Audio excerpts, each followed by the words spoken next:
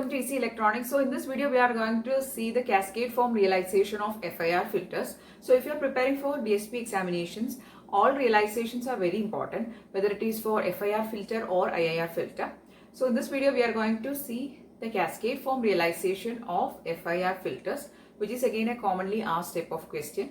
So let's see the cascade form realization. In today's video we are going to discuss about the cascade form realization of FIR filters. Okay, so there are various form of realization of FIR filters and also for IIR filters also. So for FIR filters there are direct form realization, cascade form, then lattice form, etc. Other various type of realizations. Okay, so in this video we are going to discuss about the cascade form realization.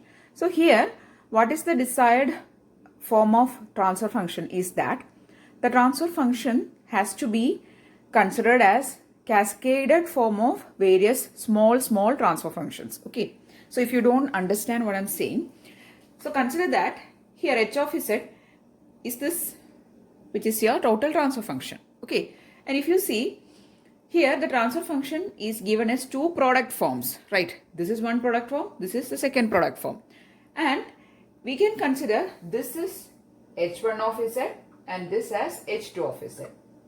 So your total transfer function you can think of as a product of two small transfer functions. Just like that, you can cascade n number of transfer functions and you can realize that using the cascade form realization, or only if the transfer functions are in the product form, that is h1 of z into h2 of z into h3 of z. Likewise, in this case we can perform the cascade form realization, or if it is not in this product form you have to bring it to the product form. Okay, so we can sum it up, or we can brief cascade form realization as, in cascade form realization the transfer function, that is the entire transfer function, will be given as the product of smaller transfer functions. Okay, so here if you see this question which we are going to realize first is h of z 1 plus 2 z raised to minus 1 minus z raised to minus 2 into, this is one term, this is the second term. Here these two are two individual transfer functions. We are thinking of this is one transfer function and this is another transfer function, which we will be realizing separately and then we will be combining. Okay, so that is the way we are performing cascade form realization. Now let us actually do the cascade form realization. I'm again repeating, if your total transfer function given, that is if your h of z in your question paper is not in this product form, then you have to make it into a product form. Okay, only then you can perform cascade form realization, otherwise it is not possible. Okay, so anyway here these are two product terms, we don't need to do anything much, we can directly start our realization. Okay, so this is h1 of z, so I'm going to write it here. h1 of z is equal to 1 plus 2 z raised to minus 1 minus z raised to minus 2. Now we can write h1 of z as y1 of z by x1 of z. Okay, I have written h1 of z as y1 of z by x1 of z, and is equal to 1 plus 2 z raised to minus 1 minus z raised to minus 2. Now we can take this x1 of z and multiply here.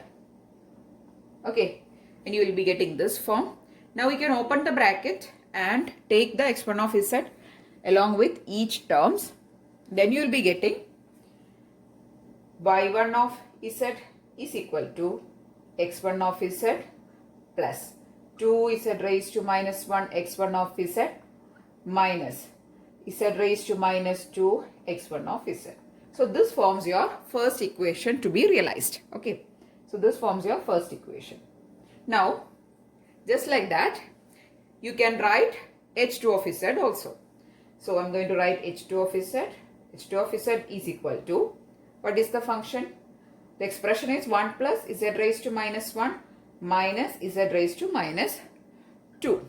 Okay, now again I'm going to write this in the form y1 of z by x1 of z, sorry, it is 2, so it is y2 of z by x2 of z is equal to this term.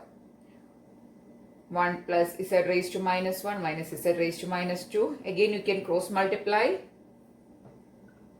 Here x2 of z, and then open the bracket, you will be getting y2 of z is equal to x2 of z plus z raised to minus 1 x2 of z minus z raised to minus 2 x2 of z. So this is your second equation to be realized.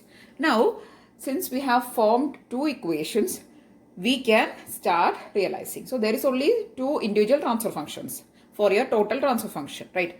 Which are h1 of z and h2 of z. Now, we have formed these two equations. Now we can start realizing. Okay, so I'm going to perform the realization now. We have just formed the equations. We have not yet started the realization. Okay, so we are going to draw the realization diagram. Okay, so first you have to see here. So this is your second equation. So first you have to think that there is x1 of z, then there is an output of x1 of z, which is y1 of z, and that y1 of z you are going to take as the next input to the second transfer function, which is x2 of z. Okay, I'll simply give you an idea first. See, there is a x1 of z, which will give you an output y1 of z, right? And this you are going to take equal to your next input x2 of z, which will again give you an output y2 of z, which will be your final output. Okay, so I hope you can see it. Okay, so this will be the flow of your realization diagram. So what all things are there? Okay, 1 minute, let me just draw it here. So y2 of z. Okay, now we can see. So this is the flow of your realization diagram. In this side there is a x1 of z, which will give you output y1 of z. You are going to take it as the next input, which is x1 of z. Then it will produce y2 of z, which forms your final output. Okay, so is this much clear to you? If it is clear, then we can proceed. Okay, so first we'll have to realize our equation number 1. What is the equation number 1? Equation number 1 is saying that y1 of z is produced by taking the sum of this much of terms. The first term is x1 of z plus. So I'm going to start drawing. I'll draw it below this. Okay. So the first term is x1 of z plus, means there is a summation block.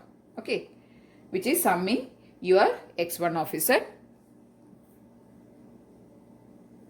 Then the next term, I'm only looking into the equation number 1 now.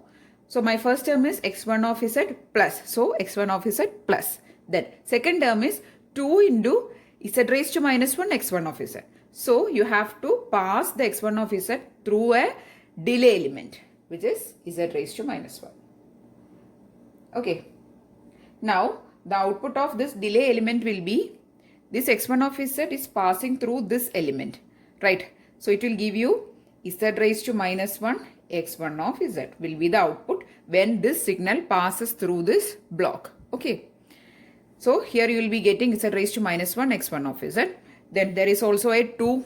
Second term is 2 into z raised to minus 1 into x1 of z. So there is a 2 also, right? So 2. Now it will be 2 into z raised to minus 1 into x1 of z, which is your second term. Okay. Again plus this term. Then the last term is minus of z raised to minus 2 x1 of z. So in order to produce z raised to minus 2, you have to pass this x1 of z once through this. You will be getting z raised to minus 1 x1 of z. Again, if you put another delay element, there is another z raised to minus 1 block. Okay, 1 minute, I will draw it. Okay, so if you again put another z raised to minus 1 block, what will be the output you will be getting here? So this x1 of z passes through this z raised to minus 1, again through z raised to minus 1, right? So z raised to minus 2 into x1 of z will be the output you are getting here, right? So this term into, there is a minus, right? So the third term is actually a negative. So it is a minus 1 weight for this branch. And again, this is given to the summing block because we are having 3 terms. One is x1 of z, second one is 2 z raised to minus 1 x1 of z, then minus z raised to minus 2 x1 of z, right? So the term, first term here, second term coming here, and third term here. Okay, so you're getting x1 of z plus 2 into z raised to minus 1 x1 of z plus minus of z raised to minus 2 x1 of z. Okay, so this forms your output y1 of z, which is again equal to x2 of z you are taking. Okay, you don't need to write all this. Just for you to understand, I'm writing. Okay, then I'm going to, so we have realized our first equation. Again, another important thing, you have to mark arrows to all the branches. Okay, that is, you should be able to identify where this branches is going. Okay, I hope this much portion is clear. So this portion, that is what we have drawn here, this much is called h1 of z, right? So this is your first transfer function h1 of z, which we have drawn. Now we have to draw the realization for the h2 of z. For that purpose, we have formed this second equation. Okay, now I'll move the board so that the second equation is visible to you. Okay, so this is your second equation. Again, the second equation is saying that y2 of z is formed by adding of 3 terms. x2 of z, z raised to minus 1 x2 of z, minus of z raised to minus 2 x2 of z. Okay, so again, this line is indicating x2 of z. So that term plus, right? Again, pass this through one delay element because the second term is z raised to minus 1 x2. So z raised to minus 1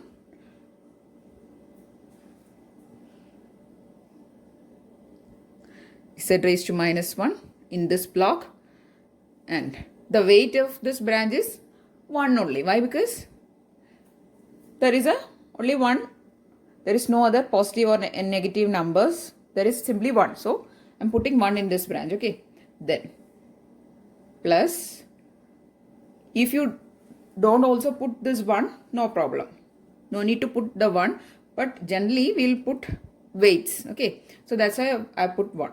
Okay, so to this summing block, again, there is a minus of z raised to minus 2 x2. So again, I'm going to pass this to another z raised to minus 1 block.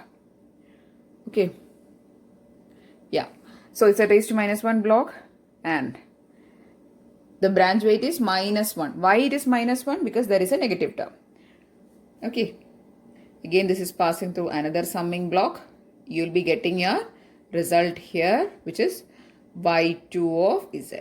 Okay, so just mark arrows here, here. Okay, here also. So when this x2 of z passes through this delay element, you will be getting z raised to minus 1 x2. When it is again passing through another delay element, you will be getting z raised to minus 2 x2 of z. Okay, since it is a minus value, due to this minus here, we are putting a minus 1 in this branch.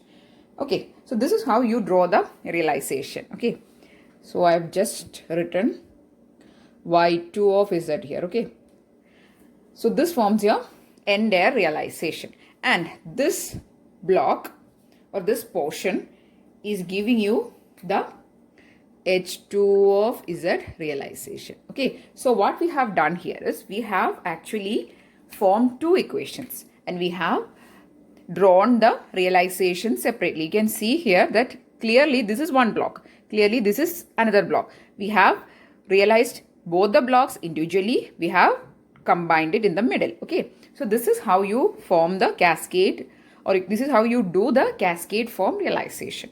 So what all things you have in the realization diagram is you have a x1 of z. In between you don't need to actually write, but if you write it, it is more clear for those who are seeing it. Okay, so there will be an x1 of z here. In the middle there is a connecting branch which is actually passing the output of this block to the second block. Okay, so what I mean by block is the realization of individual transfer functions. Okay, then it is passing on to the final output, which is y2 of z. Okay, so this is how you form or do the cascade form realization. Okay, so I'm hoping that you understood it. Next we are going to do one more question of realization.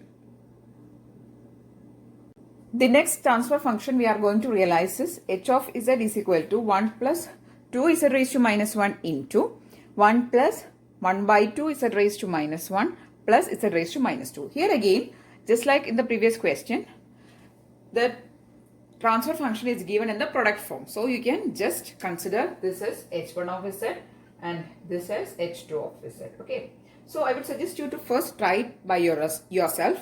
Only if you are not getting, try to see the answer. That is how we are getting it.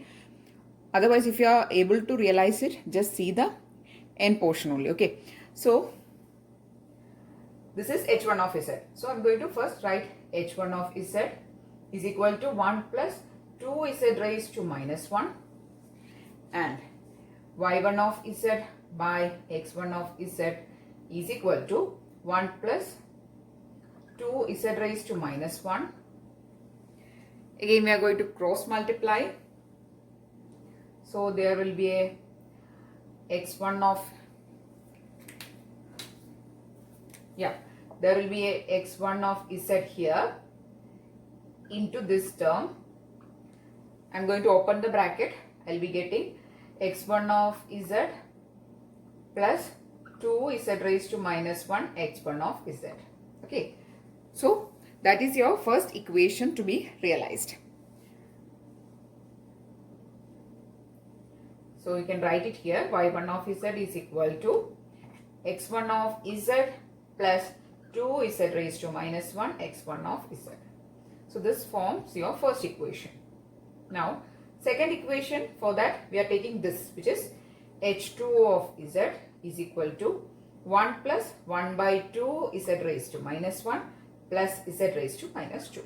Okay, again we are going to write y2 of z by x2 of z is equal to 1 plus 1 by 2 z raised to minus 1 plus z raised to minus 2.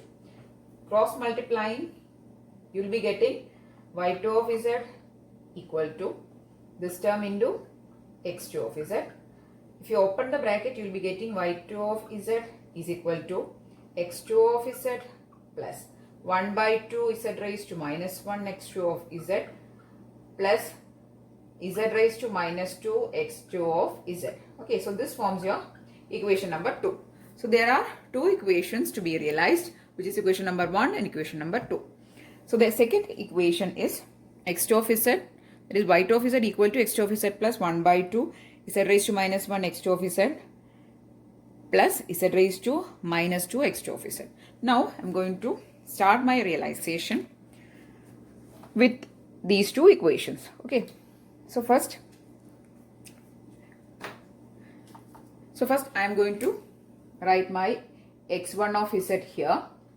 Okay, then so which is the first term? So now we are going to consider this equation. There are two terms only. One is x1 of z, then plus. So we will put a summation block here. Then z raised to 2 z raised to minus 1 into x1 of z. So there is a delay block, z raised to minus 1 block. We are going to pass the x1 of z through it. You will be getting z raised to minus 1 x1 of z. Again there is a 2.